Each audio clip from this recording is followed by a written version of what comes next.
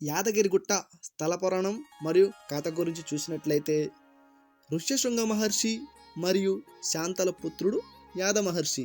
ఈయన చిన్నతనం నుంచే హరిభక్తుడు.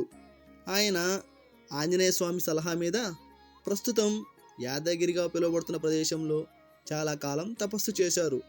అప్పుడు ఒక రాక్షసుడు ఆహార అన్వేషణలో అటుగా వచ్చి నిశ్చల తపస్సులో ఉన్న ఈ ఋషిని చూసి తినబోయాడు.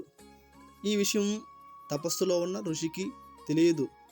కానీ ఆయన ఎవరి కోసం అయితే తపస్సు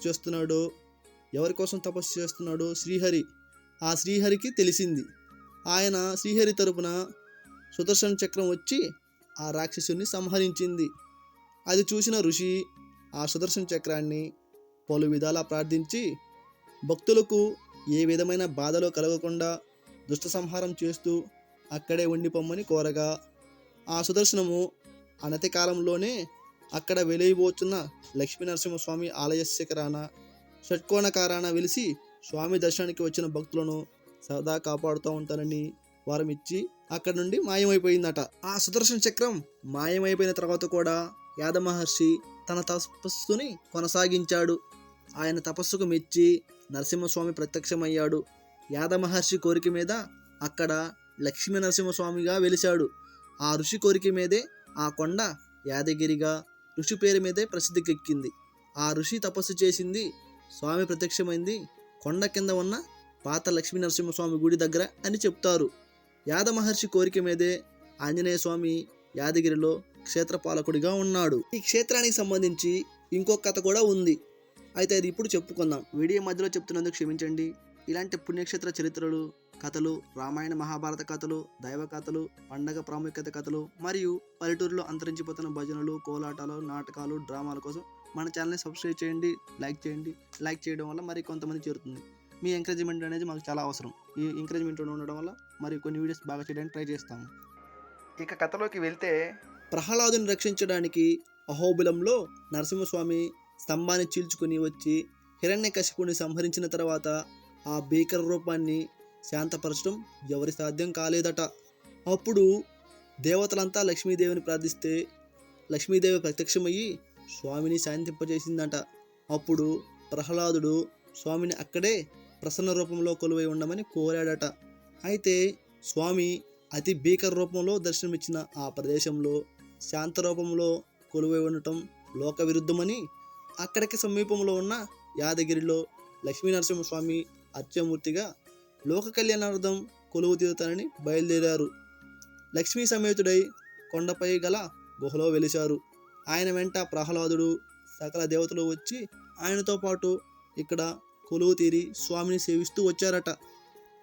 రాక్షస సంహారం చేసి లోక కళ్యాణం చేశారని సంతోషంతో స్వామివారి కాళ్ళను బ్రహ్మదేవుడు ఆకాశగంగతో కడిగాడట.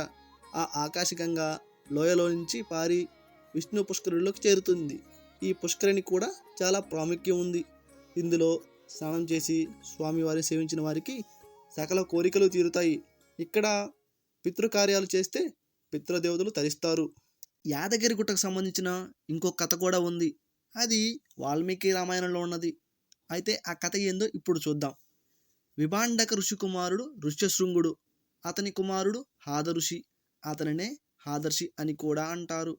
అతను నరసింహస్వామి భక్తుడు. అతనికి స్వామివారిని ప్రత్యక్షంగా చూడాలని కోరిక పుట్టింది. అది ఎలాగా అని ఆంజనేయ స్వామి సలహా మేరకు తపస్సు చేయగా స్వామి ప్రత్యక్షమవుతాడు.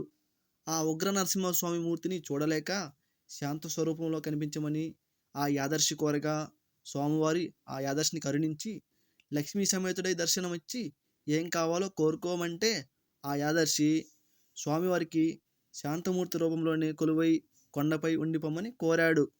ఆ విధంగా లక్ష్మీనరసింహస్వామి కొండపై అలా కొలువై ఉండిపోయాడు. కొన్నాళ్లకు స్వామివారిని ఆ యాదర్శి వేరు రూపాల్లో చూడాలని కోరిక పుట్టింది. ఆ కోరిక కోసం యాదర్శి మరలా తపస్సు చేశాడు. అతని కోరిక మేరకు స్వామివారు మరలా జ్వాల, యోగ, నంద, గండభేరుండ, నరసింహ రూపాల దర్శనమిచ్చాడు. అందుకే ఈ క్షేత్రాన్ని పంచనారసింహ క్షేత్రం అని కూడా అంటారు. ఆ ఋషి కోరిక మేర ఈ కొండ యాదగిరిగా ఋషి పేరు మీద ప్రసిద్ధికెక్కింది. ఆ ఋషి తపస్సు చేసింది స్వామి ప్రత్యక్షమైంది కొండ కింద ఉన్న పాత లక్ష్మీనరసింహస్వామి గుడి దగ్గర అని చెప్తారు. యాద మహర్షి కోరిక మీదే ఆంజనేయ స్వామి యాదగిరిలో క్షేత్రపాలకుడిగా ఉన్నాడు. అయితే యాదగిరి గుట్ట ప్రాముఖ్యత గురించి తెలుసుకున్నట్లయితే ఇక్కడికి చాలామంది భక్తులు ఆరోగ్యం, గ్రహపీడ నివారణ వగైరా కోరికలతో కొన్నాళ్ళ పాటు ఇక్కడే ఉండి విష్ణు పుష్కరంలో స్నానం చేసి స్వామివారిని సేవిస్తారు.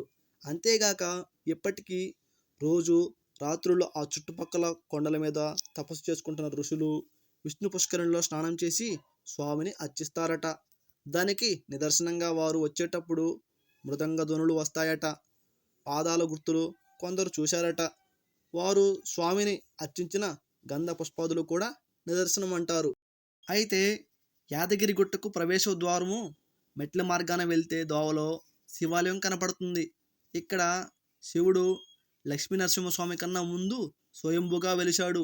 ఇంకో విశేషం ఏంటంటే ఈ మెట్లు ఎక్కే స్వామివారి సేవించిన వారికి కీళ్ళ నొప్పులు తగ్గుతాయని భక్తుల విశ్వాసం.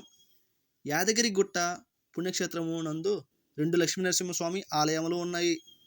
పాత లక్ష్మీనరసింహస్వామి వారి ఆలయము మరియు కొత్త లక్ష్మీనరసింహస్వామి వారి ఆలయము. మరొక కథనం ప్రకారం లక్ష్మీనరసింహస్వామి వారు మొదట పాత లక్ష్మీనరసింహస్వామి ఆలయం నందు వెలిసి తర్వాత కొత్త లక్ష్మీనరసింహస్వామి వారి ఆలయమునకు గుర్రం మీద వెళ్ళేవారు. మనము ఇప్పటికీ ఆ గుర్రము అడుగులు ఆ దారిని చూడవచ్చు. ఈ గుర్తులు పాత లక్ష్మీనరసింహస్వామి వారి ఆలయం నుండి కొత్త లక్ష్మీనరసింహస్వామి వారి ఆలయం వరకు ఉన్నవి. పాత లక్ష్మీనరసింహస్వామి వారి ఆలయం నందు ఆంజనేయ స్వామి వారి ఆలయం కూడా కలదు. అక్కడ గోడ మీద ఉన్న చిత్రములు చాలా అద్భుతంగా ఉన్నాయి. అక్కడ నుండి కొత్త లక్ష్మీనరసింహస్వామి వారి ఆలయంకు వెళ్ళే దారిలో కూడా ఆంజనేయ స్వామి గుడి ఇంకొకటి కలదు. ఈ ఆలయ గర్భగుడి నందు స్వామివారి వద్ద నిత్యం ఒక జల ప్రవాహం కలదు. ఆ జలముతోనే నిత్యం స్వామివారికి అభిషేకం చేస్తారు. చూశారు కదా యాదగిరి గుట్ట చరిత్ర గురించి మరియు నరసింహస్వామి వైభవం గురించి. ఇలాంటి వీడియోస్ మీరు చూస్తున్నట్లయితే మీకు నచ్చినట్లయితే దయచేసి మన ఛానల్ని సబ్స్క్రైబ్ చేయండి. అదేవిధంగా మరి కొంతమంది చేరవాలంటే లైక్ చేయండి, షేర్ చేయండి. Thank you.